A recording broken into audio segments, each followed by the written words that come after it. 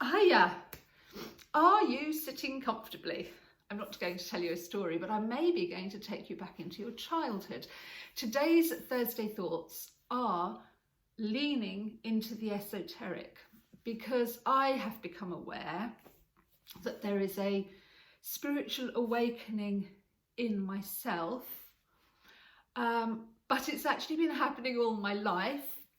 And this is where I want to take you back into your childhood, because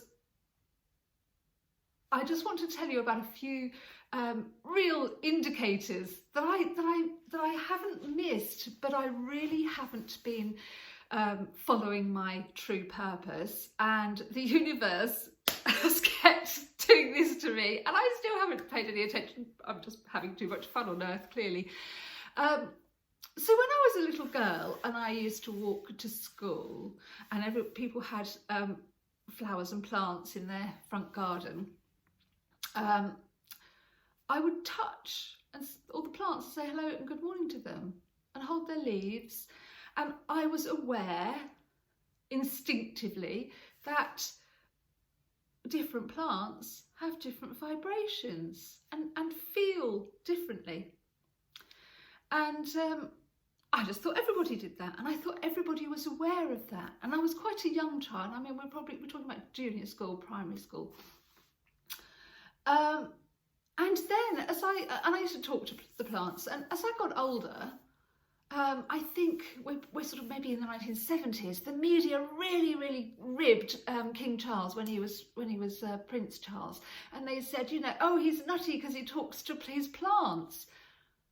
And I was thinking, I remember I was in the living room and my mum was there. I looked at my mum and I was thinking, doesn't everybody do that? Oh, so then I learnt not to do it, and I learnt not to tell people that I did that.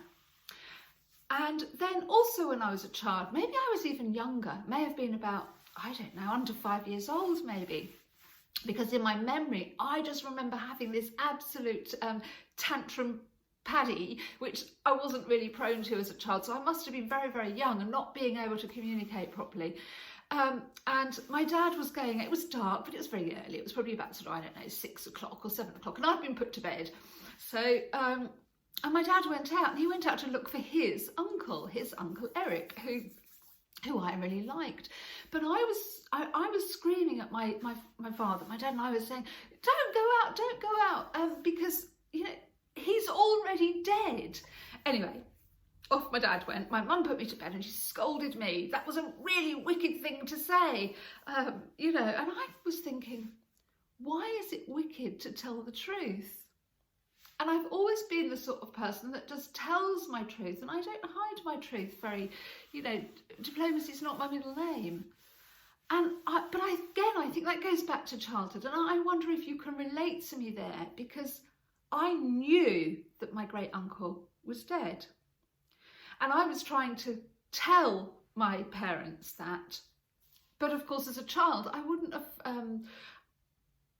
known that that wasn't the thing to do. To just know things is not the thing to do. So then fast forward, you know, a bit more.